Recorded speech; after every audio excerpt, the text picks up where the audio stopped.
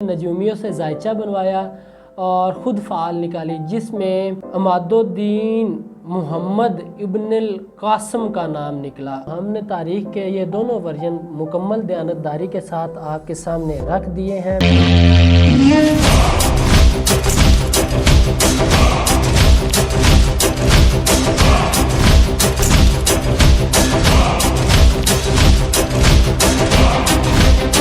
السلام علیکم، میں ہوں فہد نور اور اپنے یوٹیوب چینل پر محمد بن قاسم فاتح سندھ کی مکمل داستان حیات لے کر آپ کے سامنے حاضر ہوں۔ آج ہم فتح سندھ اور محمد بن قاسم کے بارے میں مکمل تاریخی کتب کی اسناد کے ساتھ تفصیلی جائزہ لیں گے۔ 1300 برس پہلے کی بات ہے۔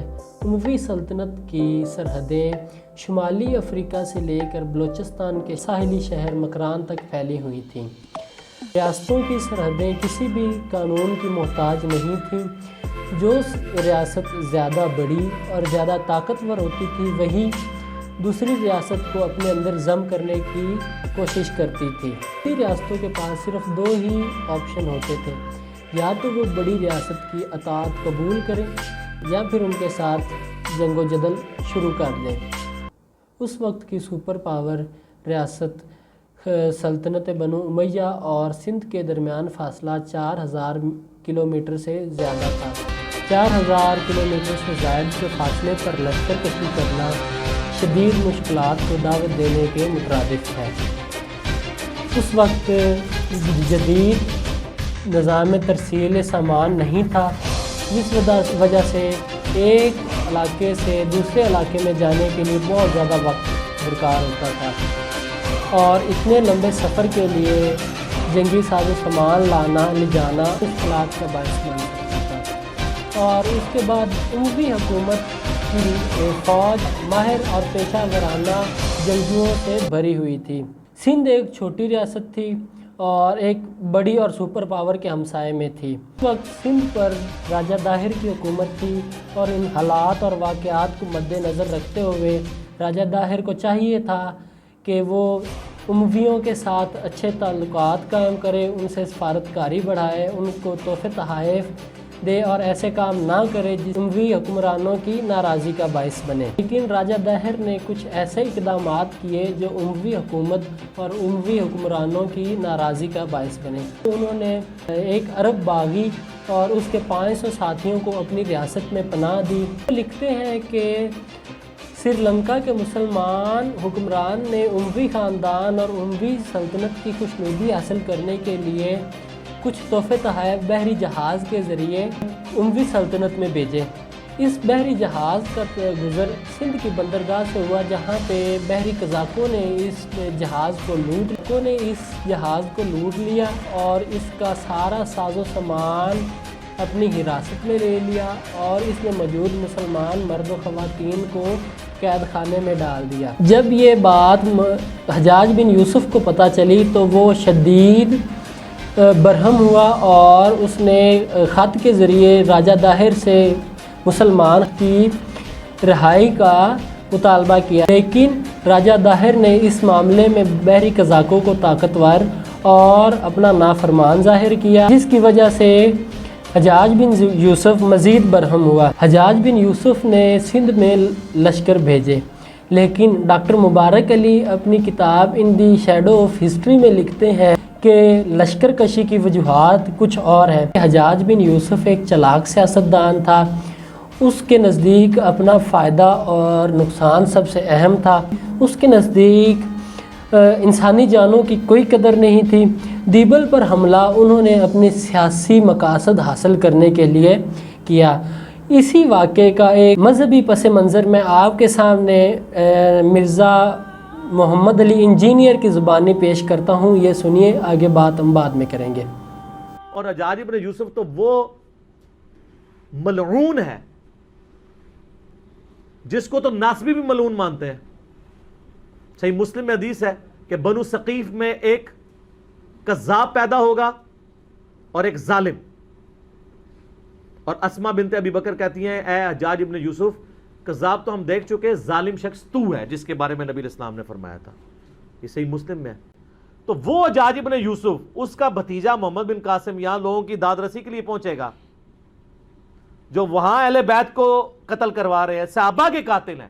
سر بخاری اٹھا کے دیکھیں، حضرت انس بن مالک جو ہیں وہ کتنے پریشان ہوا کرتے تھے کہ ہم پہ یہ کون سا خبیث مسلط ہو گیا حجاج ابن یوسف جو مسلمانوں کے اوپر ظلم کرتا ہے.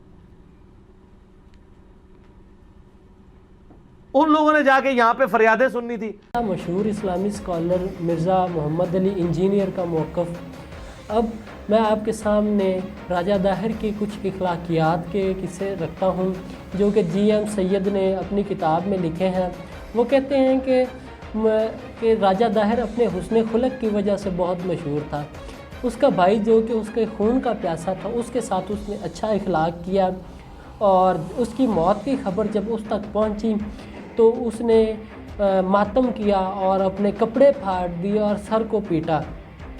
اس کے بعد ایک فتح میں اس نے غلاموں کو اور قیدیوں کو آزاد کر دیا اور ان کے ساتھ بہت ہی اچھا سلوک روا رکھا. سید اپنی کتاب میں لکھتے ہیں کہ حجاج بن یوسف کو مسلمانوں کا اتنا ہی خیال ہوتا تو وہ اس بیٹی کی پکار سے پہلے سندھ پر 14 حملے کس لیے کرتا.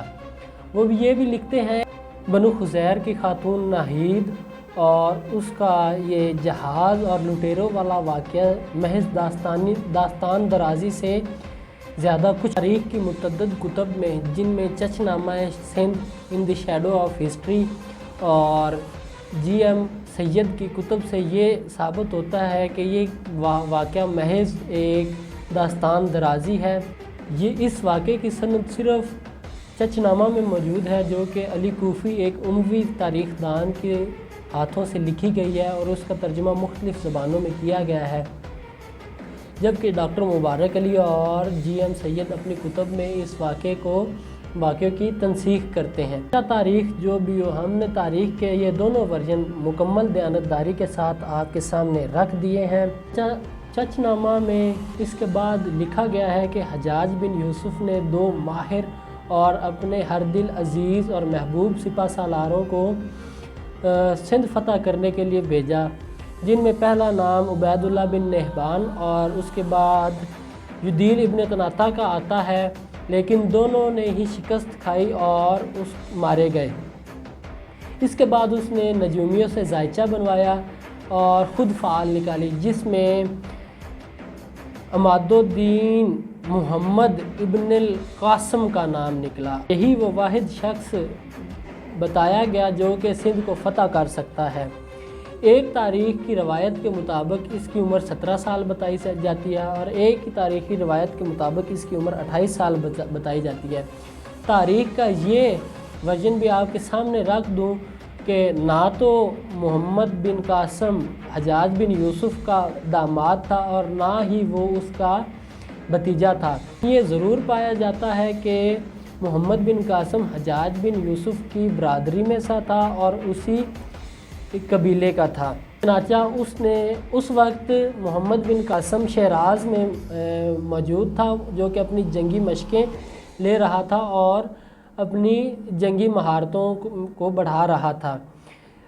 وہیں پہ اس کو بتایا گیا کہ اس نے سندھ پر لشکر کشی کرنی ہے. اس نے 6 ماہ کا انتظار کیا اور اس کے بعد 6000 گھڑ سوار اور 3000 سامان سے لدے ہوئے اونٹ اس تک پہنچائے گئے. اس نے سپہ سالاری کی اور سندھ پر حملہ آور ہونے کے لیے وہ وہاں سے چل پڑا. محمد بن قاسم ایک ناتجربہ کار سپہ سالار تھا جو کہ زیادہ جنگی اسلوب نہیں جانتا تھا.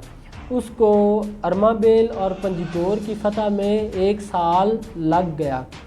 حجاج بن یوسف نے جنگ کے حوالے سے اسے متعدد ہدایات کی تھی، جن میں یہ شامل ہے کہ اسے یہ کہا گیا تھا کہ وہ جب سندھ میں داخل ہو حملے کے لیے تو ایک آدمی کو مسلسل قرآن پاک کی تلاوت پہ لگا دے.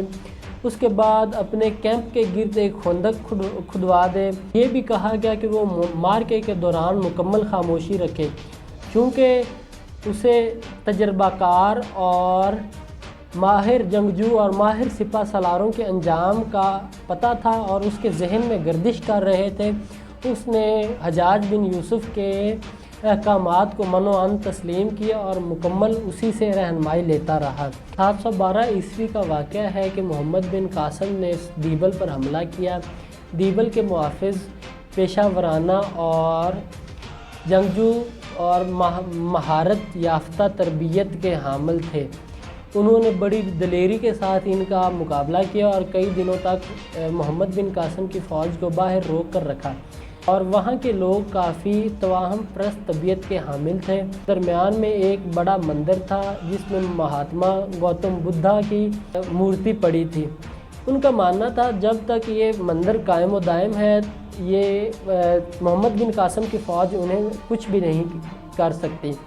یہ بات دیبل کے ایک شخص نے آ کے محمد بن قاسم کو بتا دی۔ محمد بن قاسم نے ایک ماہر جنگجو اور ماہر کیٹاپلٹ آپریٹر کو بلایا، بڑے مندر کا نشانہ سادھا۔ 2 ہی حملوں میں اس نے بڑے مندر کو زمین بوس کر دیا، جس کے بعد دیبل کے باسیوں ہمت ہار گئے اور اس طرح اس نے دیبل فتح کر لیا۔ بعد اس کا اگلا ہدف نیرون کوٹ تھا، لیکن نیرون کوٹ کے باسی خفیہ خطوط کے ذریعے پہلے ہی حجاج بن یوسف کی اطاعت قبول کر چکے تھے۔ ان 2 علاقوں کی فتوحات دیکھ کر سندھ کی مختلف سرداروں نے محمد بن قاسم کی اطاعت قبول کر لی۔ راجہ دہر نے براہ راست محمد بن قاسم کے ساتھ لشکر کشی نہیں کی تھی۔ محمد بن قاسم دریائے سندھ کے ایک کنارے پر موجود تھا، دوسری طرف راجہ داہر اپنی مکمل فوج کے ساتھ موجود تھا۔ 10 رمضان المبارک بروز جمعرات کی بات ہے جب محمد بن قاسم نے کشتیوں کے ساتھ اپنی فوج کو دریا عبور کروایا اور راجہ داہر کے ساتھ براہ راست جنگ میں آمنے سامنے ہوا۔ اس میں راجہ داہر کی فوج نے بہت ہی بہادری اور دلیری کے ساتھ محمد بن قاسم کی فوج کا مقابلہ کیا۔ جنگ کی شدت کا اندازہ آپ اس بات سے لگا سکتے ہیں کہ تلواروں کے آپس میں ٹکرانے کی وجہ سے چنگاریاں برپا ہوتی رہیں، اور اس کے علاوہ بہت سے آلات جنگی آپس میں ٹکرانے کی وجہ سے ٹوٹے۔ محمد بن قاسم کی فوج کے اوسان خطا ہو گئے اور راجہ داہر کی فوج اس پہ حاوی ہونا شروع ہو گئی۔ لیکن محمد بن قاسم نے یہ جب منظر دیکھا تو وہ گھبراہٹ کا شکار ہوا اور اس نے اپنی فوج کے ساتھ خطاب کیا اور اس میں یہ کہا کہ یہ دیکھو، میں آپ کا سپہ سالار محمد بن قاسم آپ کے ساتھ کھڑا ہوں، گھبرانا نہیں ہے، بھاگنا نہیں ہے، اللہ پاک ہمیں فتح یاب کرے گا اور کافر شکست کھانے ہی والے ہیں۔ محمد بن قاسم کے اس خطاب نے اپنی فوج میں دوبارہ وہی ولولہ، جذبہ اور جوش پیدا کر دیا اور اس نے دگنی قوت کے ساتھ راجہ داہر کی فوج پر حملہ کیا۔ ایک تیر راجہ داہر کے سینے میں پیوست ہو گیا، لیکن اس سے وہ مرا نہ۔ اس کے بعد راجہ داہر اپنی ہاتھی سے اتر آیا اور ایک عربی جنگجو نے اس کے سر پہ وار کر کے اس کی موت کا باعث بنے، جس کے بعد راجہ داہر کی فوج نے اپنی امیدیں چھوڑ دی اور شکست کا سامنا کرنا پڑا۔ کچی فوج نے قلعہ دراوڑ کا رخ کیا اور وہاں پر راجہ کے خاندان کے لوگ اور اس کی جو بیویاں موجود ہیں، یہ قصہ گوئی ہے کہ انہوں نے خودکشی کر لی تھی۔ اس کے بعد یہ سننے میں آتا ہے کہ محمد بن قاسم نے ملتان پر بھی حملہ کیا تھا۔ ملتان کے لوگ انتہائی جنگجو اور پیشہ ورانہ مہارت کے حامل تھے۔ محمد بن قاسم کی یہ ملتان کی فتح کو اس کی آخری فتح قرار دی جاتی ہے، چونکہ اس کے بعد پیچھے بنو امیہ میں بہت بڑی تبدیلیاں ہوئیں۔ حجاج بن یوسف کا انتقال ہو گیا اور اس کے بعد حضرت عمر بن عبدالعزیز کی بھی حکومت آئی، جس کی وجہ سے اسے واپس بلا لیا گیا، اس کو سندھ کی گورنی سے معزول کر دیا گیا اور چنانچہ اسی طرح سن 715 عیسوی میں اس کا انتقال ہو گیا۔ فتح سندھ اور محمد بن قاسم کی مکمل تاریخی پس منظر جو میں نے آپ کے سامنے رکھ دیا ہے، اس کے بعد ایک ارطغرل غازی کا حقیقی کتابی پس منظر میں آپ کے سامنے رکھوں گا اپنی اگلی آنے والی ویڈیوز میں۔ ہمارے چینل کو سبسکرائب کریں، بیل آئیکن کو دبائیں۔